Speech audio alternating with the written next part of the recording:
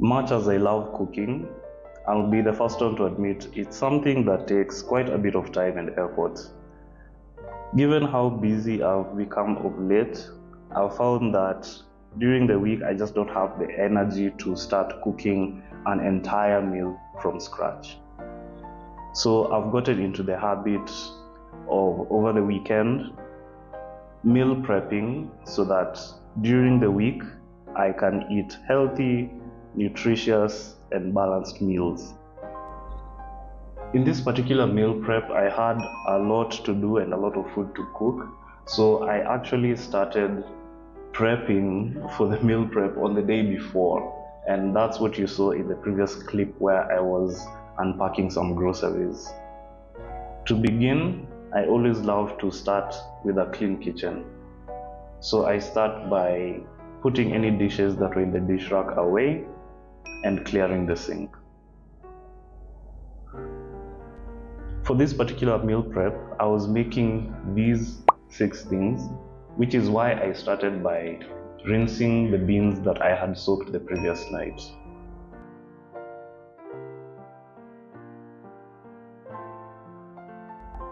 I started by pressure cooking the beans because they can be cooking while I do something else.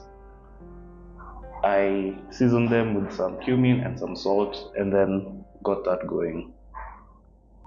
While the beans are cooking, I got some mbaazi, which I had also soaked, rinsed those, and got those boiling on the stove top.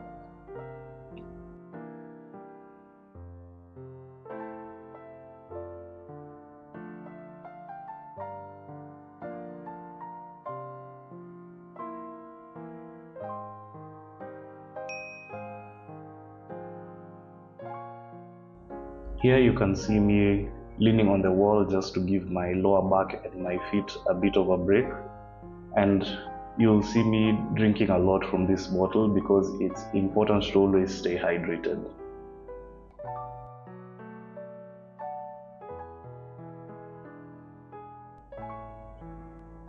Up next are the potatoes. I peeled a few before I realized I didn't have to do that while standing.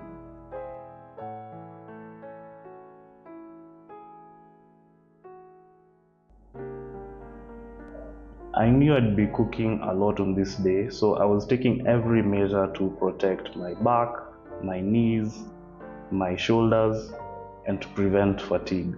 So I decided to finish the rest of the potatoes while sitting on a stool.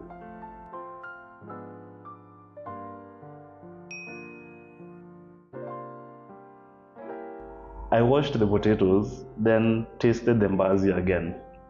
They still needed a bit more time, so back to the fire they go.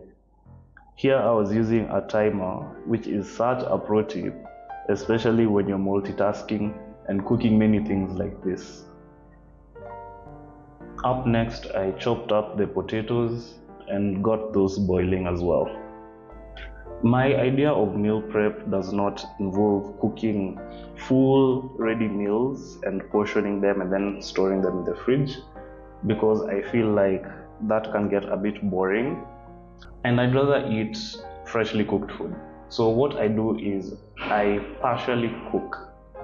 This usually looks like boiling some grains, be they beans or lentils, cooking some rice, and then preparing any other kinds of juices or condiments or sauces that I'll need or any other ingredients that I'll need to help me cook so that during the week I can put it all together with minimal effort.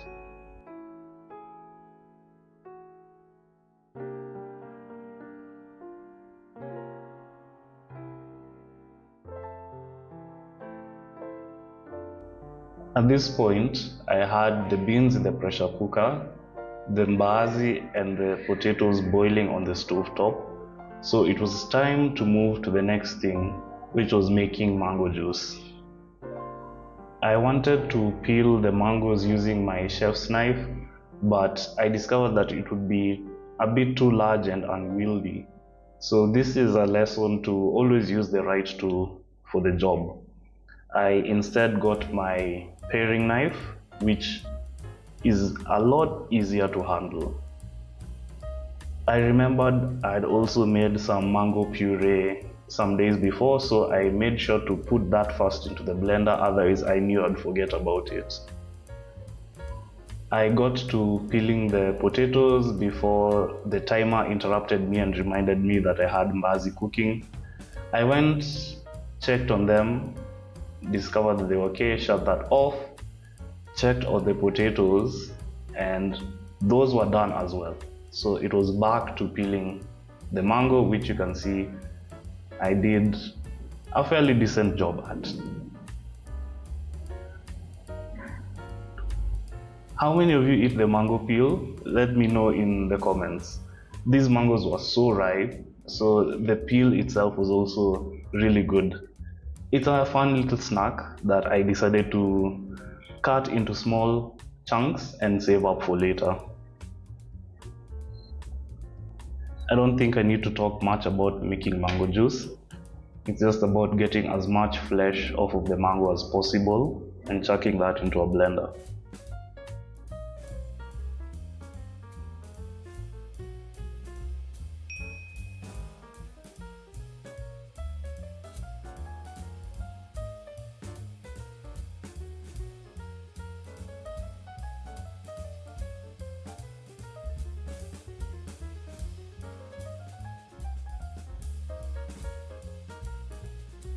I recently bought a mint plant and it has been quite the upgrade in my kitchen. Here I was rubbing the leaves a little bit just to release a bit more of the flavor, and then cutting it extremely fine so that it incorporates well throughout the whole juice.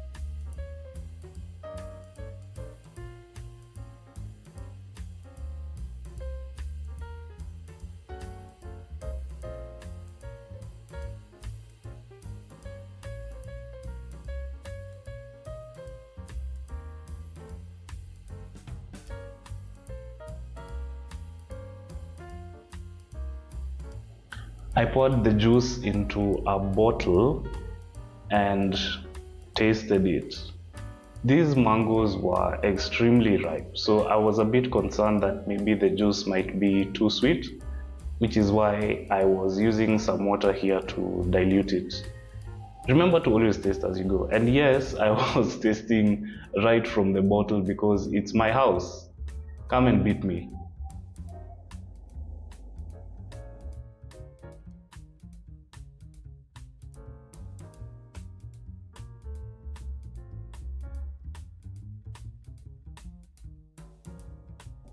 The mango juice just came out perfect, and here you can see me checking it off of the list.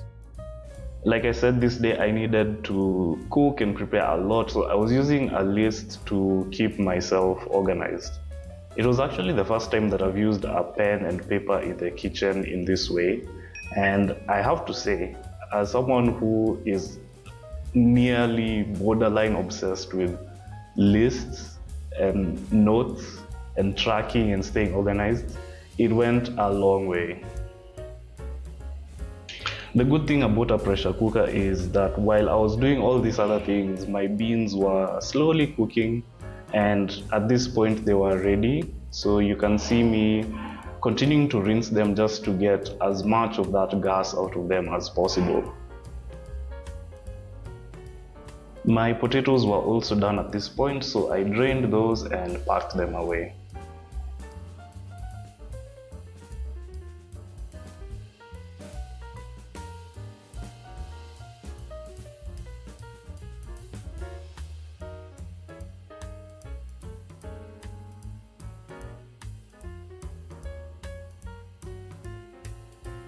The main dish that I was cooking that day was a veggie curry. So now that my beans and my mbazi were ready, it was time to start cooking. But as usual, before I begin, I have to get my mise en place set up. Here I was taking another wellness break, just doing some stretches to prevent fatigue and to release some tension.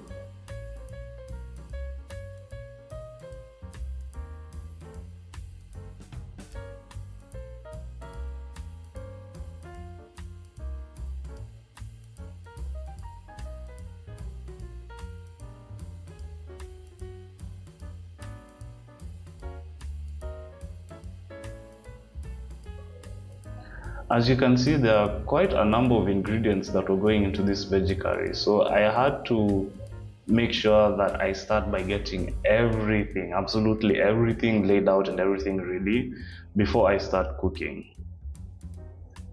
Here's a pro tip for you. If you have some fresh herbs, you can submerge them in water. I don't know if submerge is the right word. You can store them in a little bit of water so that they can retain a little bit of their freshness.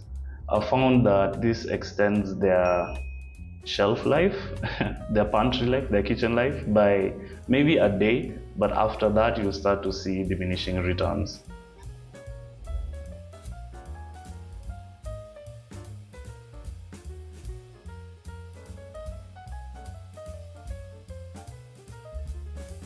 Another wellness break before I start cutting everything up.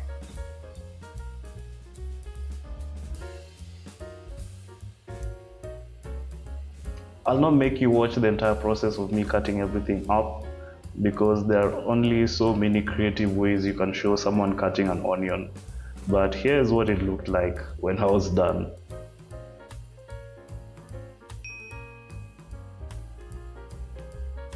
Okay, great. Everything had kind of been leading up to this moment, and with everything ready, it was time to start.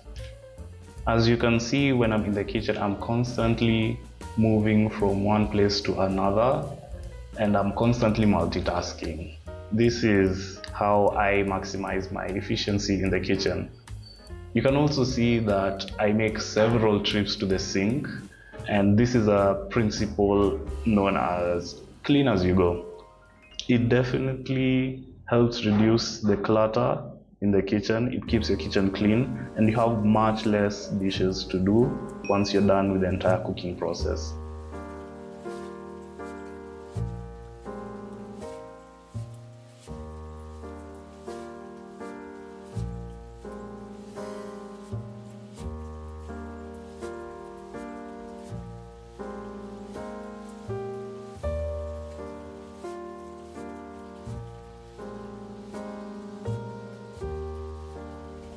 On the topic of multitasking, while my onions were sauteing, I decided to get some of my bread and remove it from the packet and leave it out, exposed to the air, because I knew the following day I'd be making French toast for breakfast.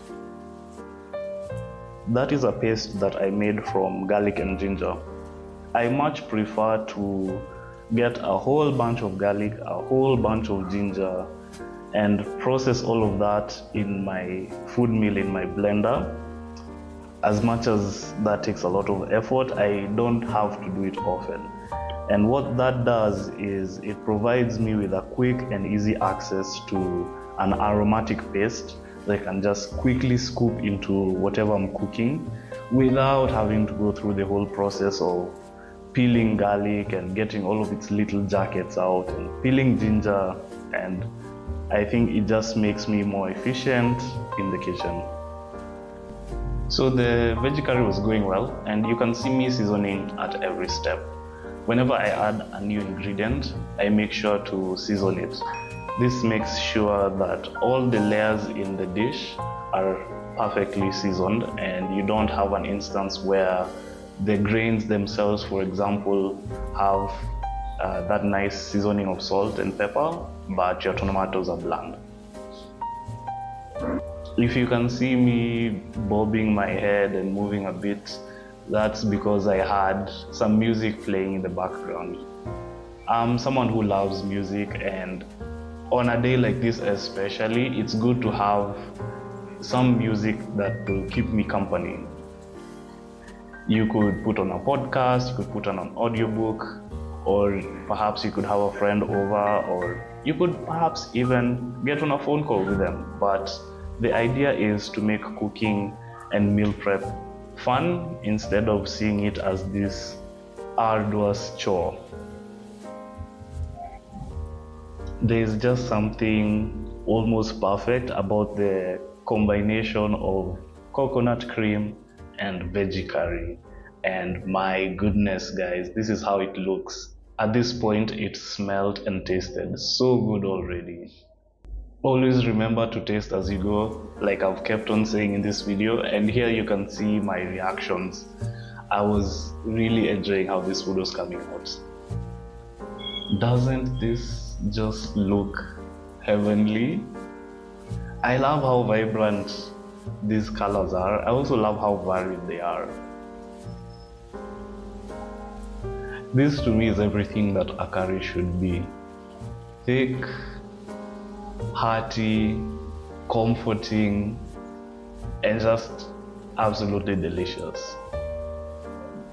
On this day I was blessed enough to have two different garnishes for my curry, and you can see me here using a knife skill known as chiffonade, where I very finely, extremely finely chopped up some coriander leaves and some spring onion leaves.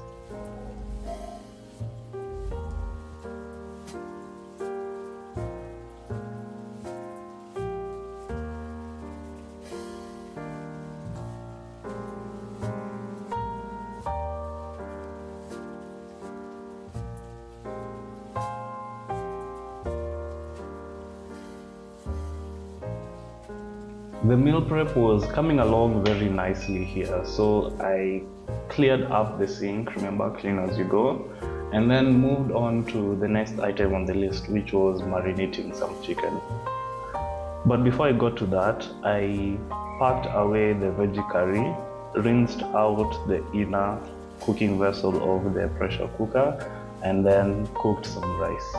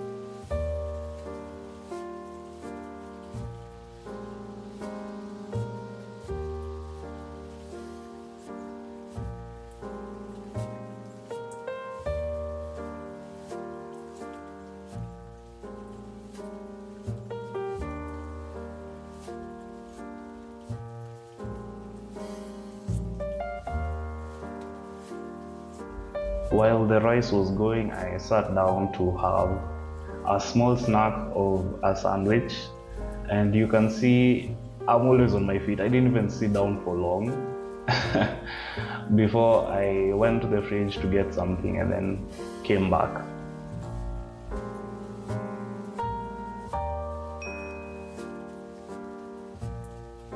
Let me see if I can remember everything that I was using for this chicken marinade. I had some chicken masala, veggie curry, cayenne pepper powder, lemon, black pepper, salt, vegetable or cooking oil, and some mayonnaise. Oh, and I also have some coriander.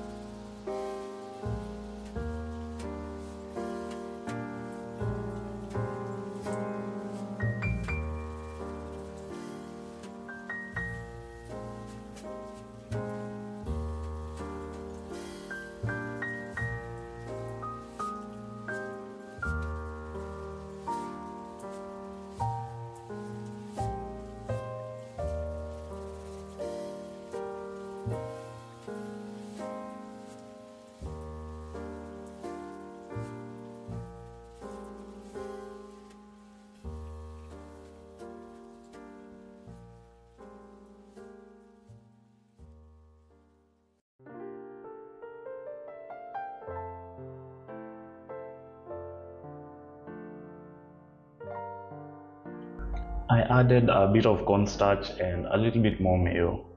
The cornstarch, I think, helps to get all the other ingredients stick well on the chicken, and I think it also produces a really nice brown effect when you sear it.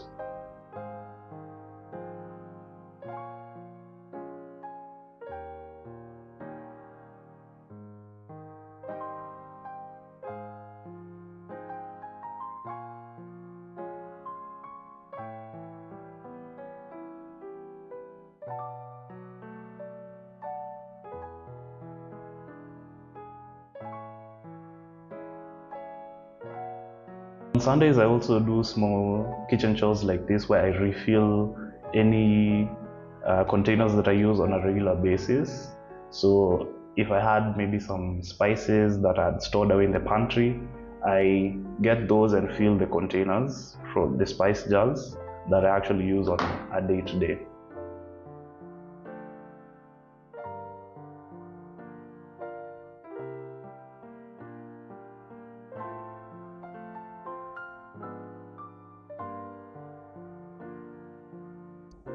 I put the chicken away in the fridge, and then I moved on to the sixth item on my list, which is making coleslaw.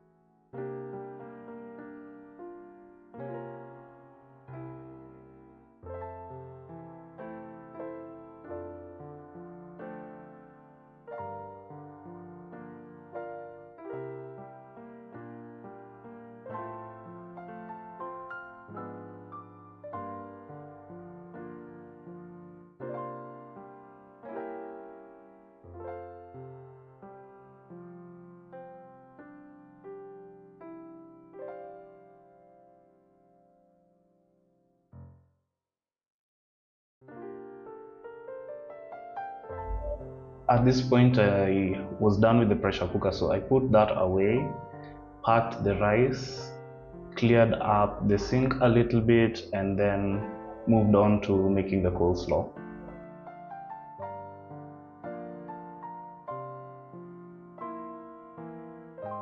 I was also preparing myself to make the 7th item on my list, which is sauerkraut.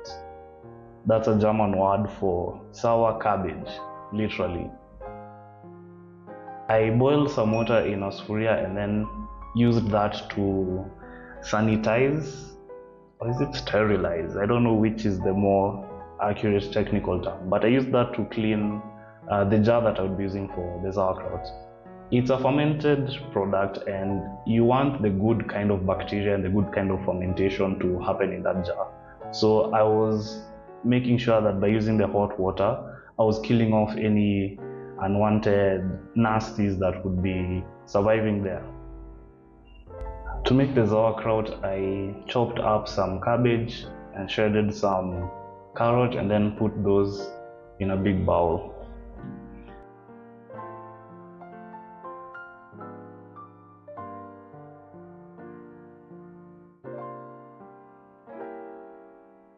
Sauerkraut relies on lacto-fermentation. To create the kind of environment that will promote lacto-fermentation, you need to submerge your vegetables in a saline solution. It's basically salt dissolved in water.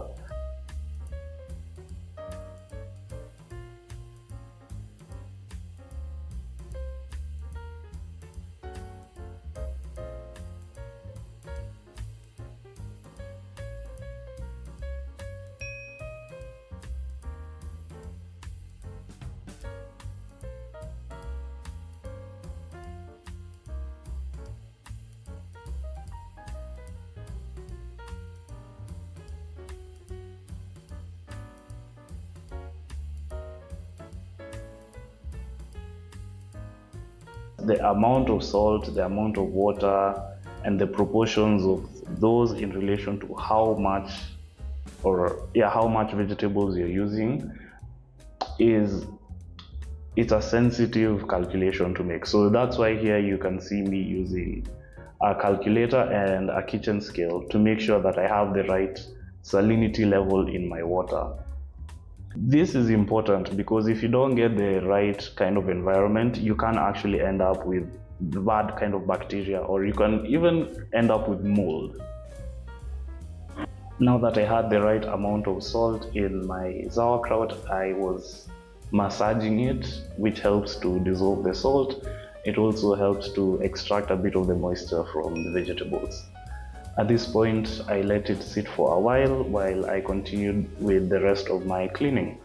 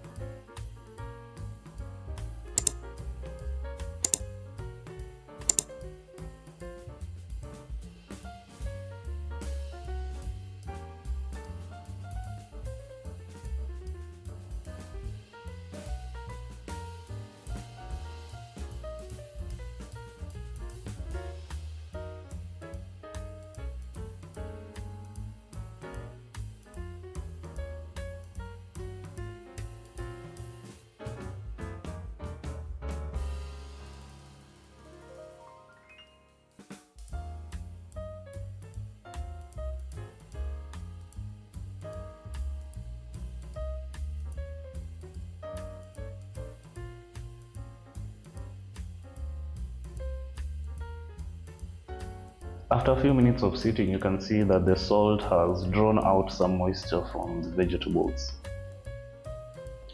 I packed the sauerkraut into the jar that I had prepared earlier. Remember I said the vegetables should be submerged in a saline solution. And here I noticed that there was nowhere near enough water to submerge these vegetables.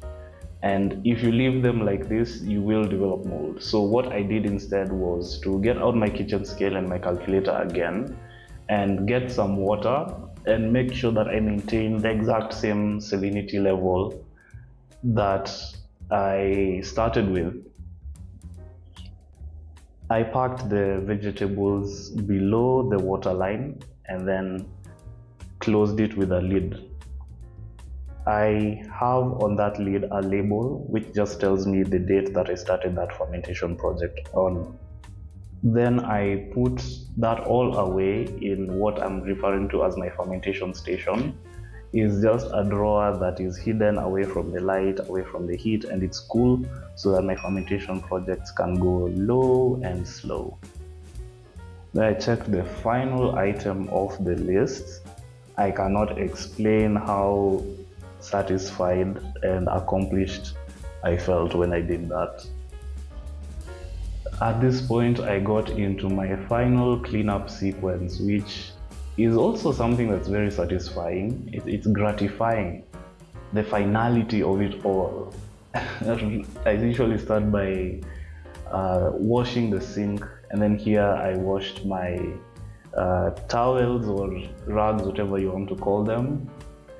And then I go into wiping everything down, arranging everything one last time, sweeping the floor, and calling it a night.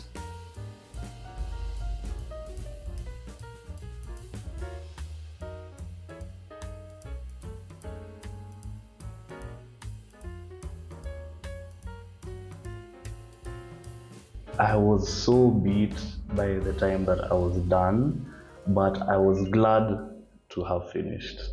And this is what my fridge looked like at the end of all of that, fully stocked and ready to take me through the week. Thanks for watching. I hope you enjoyed. If you did, let me know by leaving a like, and I'll catch you in the next one.